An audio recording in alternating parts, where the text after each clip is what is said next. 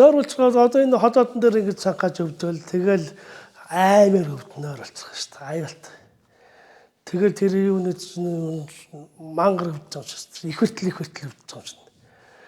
Тэгээд гайгүй болоод дараа нь 2 жилийн дараа дахиад за нөгөө нойруулцгааны өвдлээ гэдэг яасан чинь нүн эртэлгүүлээр ороод яасан чинь хотоодод орсон чинь хотоодны шархтай болоод. Нойруулцгаад чинь тэр кимчи идэж болохгүй, кофе, ер нь идэх юм олддгүй юм байна лээ. Тэгэл идэх юм олдохгүй болохоор ч одоо тэгэл сүүлдээ бүр тэрэндээ шокрол хямраал.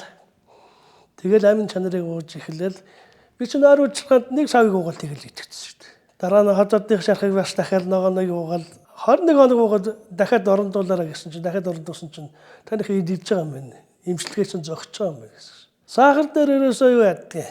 Тэгэл ам их цангана. Уухал юм, хүүтэл юм ууна.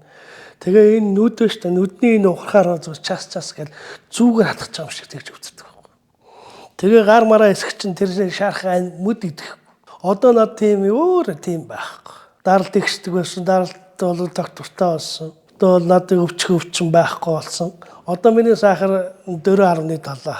Би өчигдөр шинжилгээ өгсөн, өөрийгөө хайсан 4.7-тай л байна. Миний хувьд болохоор чинь амин чанарыг уугаад тэр хотоодны шархныхаа хажуугаар би эм тарай тийм энцватик хэрэглээгүй. Дангаар нь амин чанараа хэрэгсраагаал тэгэл хотоодынхаа шархыг эдгэж авсан.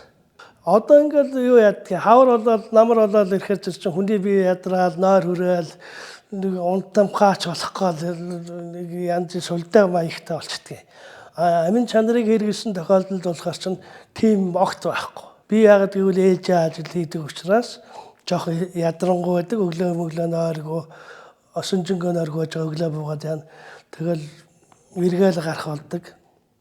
Тэр үед маш их хэрэг болдог. Энэ Арангад байдаг багаар шант компани тэр эрдэмтэн мэргэд доктор профессорууд ажилтнууд Монгол хүний эрүүл мэндийн төлөө маш сайхан бүтээгдэхүүн гаргасанд миний хувьд маш их баяртай байгаа илья.